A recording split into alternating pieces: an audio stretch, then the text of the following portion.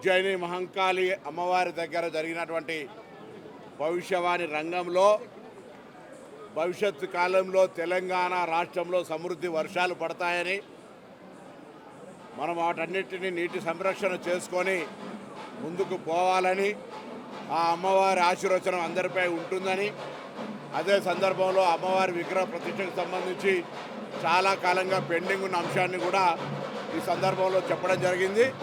తప్పకుండా ప్రభుత్వం ప్రజలందరూ సంక్షేమంగా ఉండాలని, సమృద్ధి వర్షాలతో పాడి పంటలతో ఆయురారోగ్యాలతో ఉండాలనే అటువంటి ఆలోచనతోటే తెలంగాణ సాంప్రదాయం ఆచారాలకు ప్రతీక అయినటువంటి ఆషాఢ మాస బోనాలను ప్రభుత్వం తరఫున అన్ని రకాల ఏర్పాట్లను దేవాదాయ శాఖ కావచ్చు, శాంతి భద్రతలకు సంబంధించి కావచ్చు, లేదా రెవెన్యూ శాఖ తరఫున అన్ని రకాల ఏర్పాట్లను భక్తులకు సంబంధించినటువంటి అన్ని రకాల అంశాల పట్ల అత్యంత ప్రాధాన్యత తీసుకొని చేస్తూ ఉంది.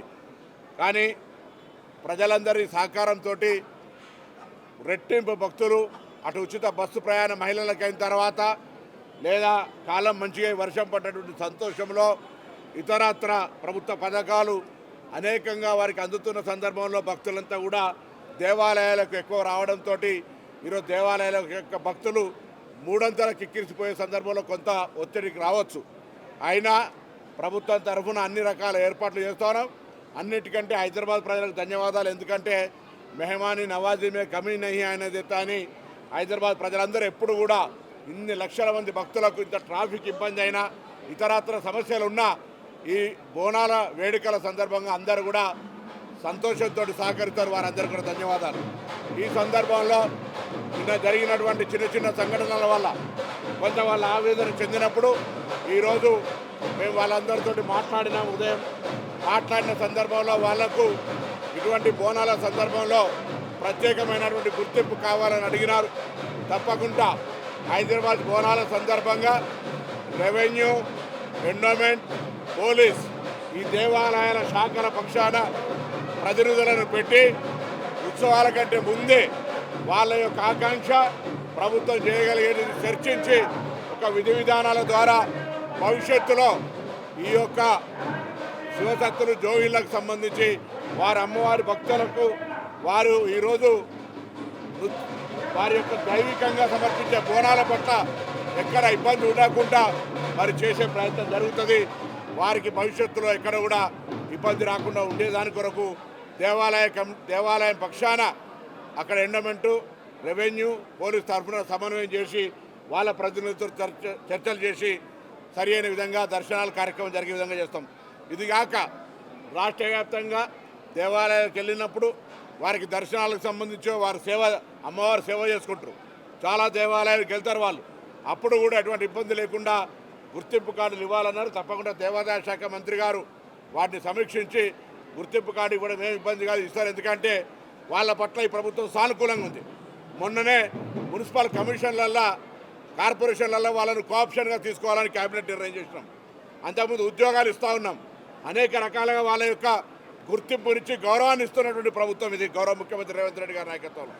తప్పకుండా జోగినులకు, శివశక్తులకు సంబంధించి 100% ఈ గవర్నమెంట్ ప్రయారిటీ ఇస్తుంది. ఒకటేమో ఇప్పటికే మున్సిపల్ కార్పొరేషన్లలో కోఆప్షన్ పెట్టుకున్నాం. దాని తర్వాత ఉద్యోగాలు ఇస్తూ ఉన్నాం. ఇంకా అనేక రకాల సేవలు తీసుకోవడంతో పాటుగా అమ్మవారి సేవ చేసే వాళ్లకు అమ్మవారి ఉత్సవాలు బోనాల సందర్భంగా ప్రత్యేకమైనటువంటి ప్రాధాన్యత ఇచ్చే విధంగా 3 శాఖల సమన్వయంతో భవిష్యత్తు ఇబ్బంది రాకుండా ముందు రేపు వచ్చే 9 తారీఖు లాల్ దర్వాజా నుంచే ప్రారంభం చేసాం. అటువంటి ఒక ప్రాధాన్యత అనే మాట మనం చేస్తూ మిగతా కార్యక్రమాలు ఏదైతే వాళ్ళు అడుగుతూ ఉన్నారో దేవాలయ కమిటీలు ఇతరత్ర దేవాదాయ శాఖకు సంబంధించి తప్పకుండా మంత్రి గారితో సంప్రదించి ప్రభుత్వం దానికి ఇవన్నీ చేసిన తర్వాత వాటికి కూడా వ్యతిరేకం ఉండేటువంటి అవకాశం లేదు. కాబట్టి వారికి గుర్తింపు ఇచ్చే విషయంలో మేము చాలా సానుకూలంగా వ్యవహారం చేస్తాం.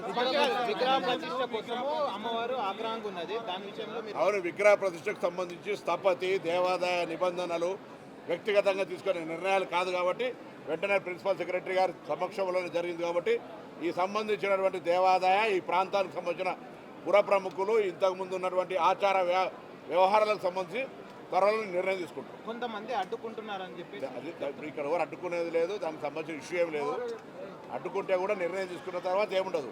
అమ్మవారు ప్రతి ఒక్క భవిష్యవాణిలో రంగంలో ఈ మాట చెప్తా ఉన్నారు. కాబట్టి ఈరోజు వీలైనంత వరకు ఈ బోనాల ప్రక్రియ అయిపోగానే ఆ కమిటీకి సంబంధించి ఏర్పాటు చేసి కమిటీ నివేదిక మీద ప్రభుత్వం నిర్ణయం తీసుకుంటుంది. సార్ మీరు నిన్న అరేంజ్మెంట్స్ అన్ని బాగానే చేశారని చెప్పారు కానీ నార్మల్ జనాలు చాలా ఇబ్బంది పడ్డారు. అమ్మ 3 ఇంతలు వస్తే ఇప్పుడు మీరే లేరు, మీరు రిపోర్టర్లు మీ వాళ్ళు అంటారు, మీరు సైడ్లో వస్తారు పక్క జరగమంటారు. అది మీరు ఇన్కన్వీనియన్స్ ఫీల్ అయితే నేనేం చేయాలి తప్పదు. కొత్త అయితే